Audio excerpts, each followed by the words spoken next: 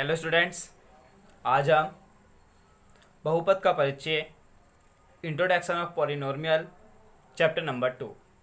आज हम इसका करेंगे। दूसरा चैप्टर है हमारी मैथ की किताब में बहुपद। आज हम उसका परिचय सीखेंगे कि मतलब इस चैप्टर में है क्या। आज हम वो सीखेंगे कि इस पूरे चैप्टर में क्या है। सब आइए हम स्टार्ट करते हैं। पहले तो हम जानते हैं कि बहुपद क्या है, ठीक है, और बहुपद के ऊपर जो घात लगती है वो क्या होती है। जैसे देखिए, सबसे पहले है बहुपद का परिचय। अब चर के बहुपद में x की उच्चतम घात, मतलब चर के बहुपद में जो भी चर है उसके बहुपद में x की जो भी उच्चतम घात होगी वो बहुपद की घात कहलाती है। जैसे अब देखिए, हमें देखते हैं इसके एक दो एग्जाम्पल देख लेते हैं। जैसे 2x + 4, ठीक है। अब ये जो है 2x, जो ये है x का बहुपद क्या है, ये वाला। अब इसकी घात क्या है, 1, ठीक है, क्या है 1। तो इसमें घात क्या हो गई, 1, ठीक है। अब जैसे ये उदाहरण हो गया हमारा 2x² + 5x प्लस क्या आ गया यहाँ 8, ठीक है। ये हमारा एग्जाम्पल हो गया। देखिए, इसमें सबसे उच्चतम घात क्या है, 2, ठीक है। क्या है सबसे उच्चतम घात, 2। तो यही इसकी क्या है, घात है, घात बराबर 2, ठीक। अब जैसे ही x की घात 3 वाला आ गया तो इसमें घात क्या हो जाएगी, 3। जितनी भी जो भी सबसे उच्चतम घात होगी वही इसकी सबसे बहुपद की घात कहलाती है। अब देखिए, बहुपद जो होते हैं वो कई प्रकार के होते हैं। इनके जितनी घात लगती रहती है वो इतने ही प्रकार के होते रहते हैं। देखिए, सबसे पहला बहुपद क्या कहलाता है। देखिए, पहला बहुपद है रेखीय बहुपद। देखिए, सबसे पहला बहुपद क्या होता कहलाता है, रेखीय बहुपद। किसी बहुपद में यदि x की उच्चतम घात क्या होती है, 1 हो तो वह रेखीय बहुपद कहलाता है। आपकी क्लास में सिर्फ 3 बहुपद हैं। कौन कौन से, रेखीय बहुपद, द्वितीय घात बहुपद और त्रिघात बहुपद। ये 3 ही आपके हैं और आप ही को ये 3 ही सिखाए जाएंगे। सबसे पहला होता है रेखीय बहुपद। किसी बहुपद में जिसकी घात 1 होती है वही क्या कहलाता है, रेखीय बहुपद कहलाता है। आइए इसके कुछ एग्जाम्पल देखते हैं। जैसे हमारा पहला एग्जाम्पल ले लीजिए, क्या आ गया, 2x + 4। ये जो है इसका एक एग्जाम्पल है। जैसे √3 x + 2 y - 2 3x + 4, ये सब इसके एग्जाम्पल हैं और यहाँ लिख देंगे आदि। जितने आगे होते रहेंगे ये सब इनके यही एग्जाम्पल होते हैं। जिसकी भी घात 1 होगी वो क्या कहलाएगा, रेखीय बहुपद कहलाएगा। अब दूसरा बहुपद देखते हैं। देखिए, दूसरा बहुपद क्या कहलाता है, द्विघात बहुपद, क्वाड्रेटिक पॉलिनोमियल। किसी बहुपद में यदि x की उच्चतम घात 2 हो, मतलब जो भी कोई हमारा एग्जाम्पल है, एग्जाम्पल ले लीजिए y² - 2। अब किसी बहुपद में यदि x की घात या y की घात क्या हो, 2 हो तो वह बहुपद क्या कहलाता है, द्विघात बहुपद कहलाता है। कोई भी चर पद जिसकी घात क्या हो, कुछ भी हो, जैसे यहाँ पर 1 होगी तो क्या कहलाएगा, रेखीय बहुपद।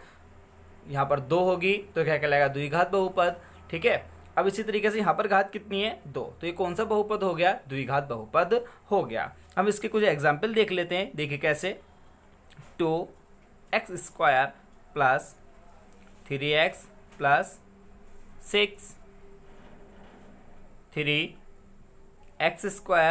+ 5x + 8, ठीक है। ये सब इसके एग्जाम्पल हैं, ठीक है। आप आगे करेंगे तो इन सब एग्जाम्पलों को जान लेंगे। अभी क्या जानना जरूरी है कि इन्हें क्या मतलब जो है ये द्विघात बहुपद कहते किसे हैं। इसके आगे चलते रहेंगे तो और भी एग्जाम्पल हमें मिलते रहेंगे। आइए तीसरे पर आते हैं। तीसरा क्या है तीसरा, त्रिघात बहुपद। ये त्रिघात बहुपद क्या होता है, त्रिघात बहुपद की किसी बहुपद में यदि x की घात क्या हो, 3 हो तो वह बहुपद क्या कहलाएगा, त्रिघात बहुपद कहलाता है। किसी भी अचर पद में क्या हो, x की घात या y की घात, कोई से भी चर पद की घात क्या हो, 3 हो तो वह क्या कहलाएगा, त्रिघात बहुपद कहलाएगा। आइए इसका एग्जाम्पल देखते हैं। क्या है इसका एग्जाम्पल, एक्स की घात 3 माइनस 2।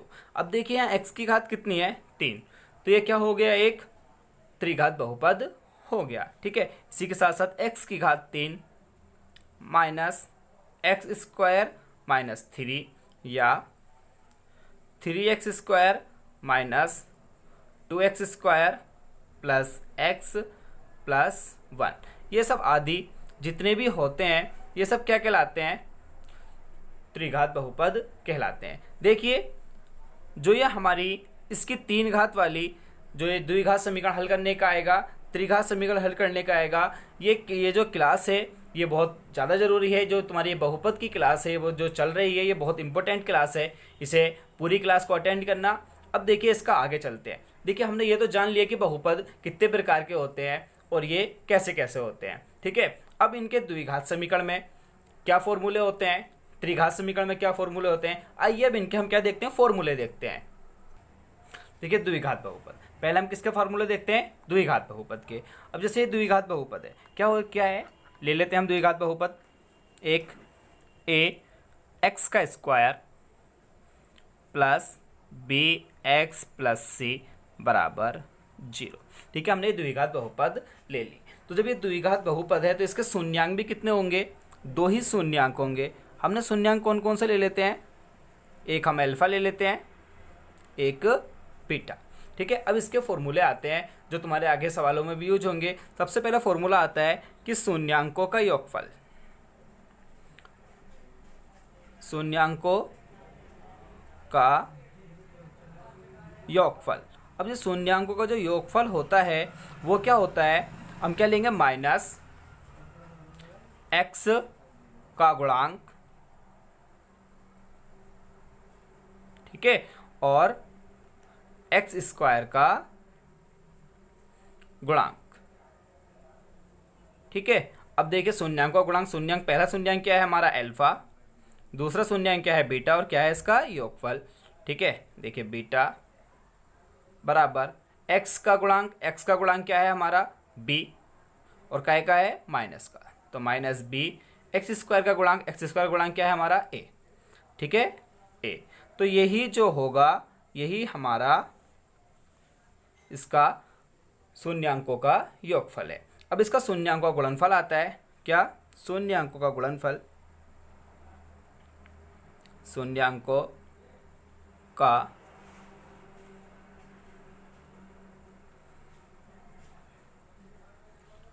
गुणनफल। शून्यांकों का जो गुणनफल होता है वो क्या होता है कि अचर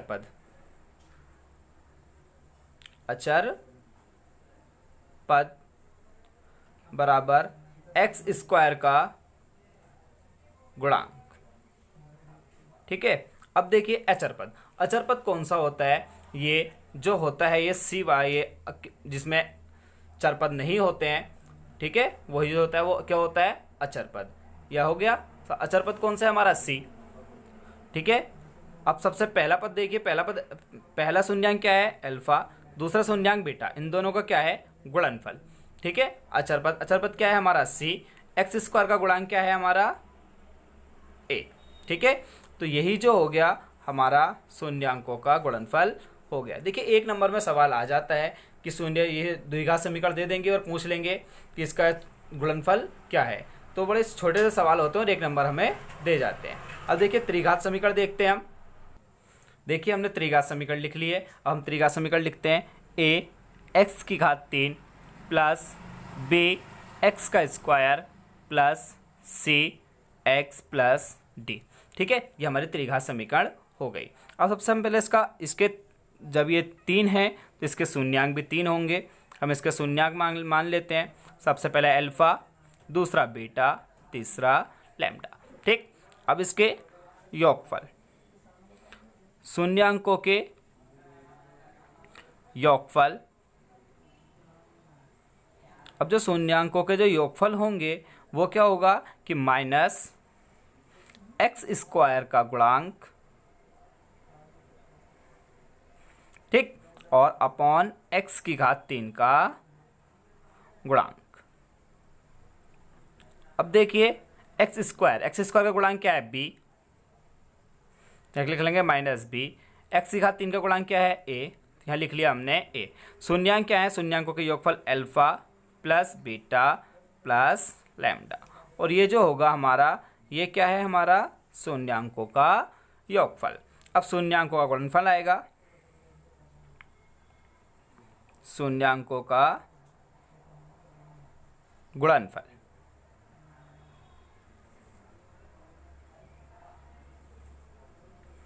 अब शून्यांकों का जो गुणनफल होगा वो क्या होगा, सबसे पहले अचर पद, ठीक है, अपॉन x की घात 3 का गुणांक, और जो ये जो होगा कायम होगा माइनस में, ठीक है। अब शून्यांकों का गुणनफल, गुणनफल क्या होगा, अल्फा बीटा लैम्डा बराबर अचर पद क्या है इसमें d, तो d लिख लेंगे यहाँ, और x की घात 3 का गुणांक क्या होगा a, काय का है माइनस का, ठीक है। अब इसमें एक फॉर्मूला और होता है, क्या, इस फॉर्मूले को इसी रूप से दिखाया जाता है, alpha beta plus beta lambda lambda alpha, ठीक। अब इसमें जो होगा एक्स स्क्वायर का गुणांक, एक्स स्क्वायर का गुणांक क्या होगा b, तो यहाँ लिख लेते हैं b, एक्स का गुणांक एक्स का गुणांक c, और फिर काय का गुणांक होगा इसमें x की घात 3 का a, इसका होगा c अपॉन a। इसके 3 ही हैं, ठीक है, पहला दूसरा तीसरा, ये तीनों फॉर्मूले को रट लेना, तुम्हारे एक एक नंबर के उसमें सवाल में आ जाते हैं, ठीक है। अब इसमें क्या होता है कि इन अचर और चर पद की क्या सिखाई जाती है, इसमें भाग करना बताया जाएगा इसमें, और इन्हें हल करना बताया जाएगा। हम पहले, अब जो हमारी नेक्स्ट क्लास होगी अब उसमें हम ये सीखेंगे, ठीक है। आज की क्लास हम यही समाप्त करते हैं, और हमारे चैनल से जुड़े रहें, और आगे वीडियो देखने के लिए चैनल को सब्सक्राइब जरूर करें। धन्यवाद।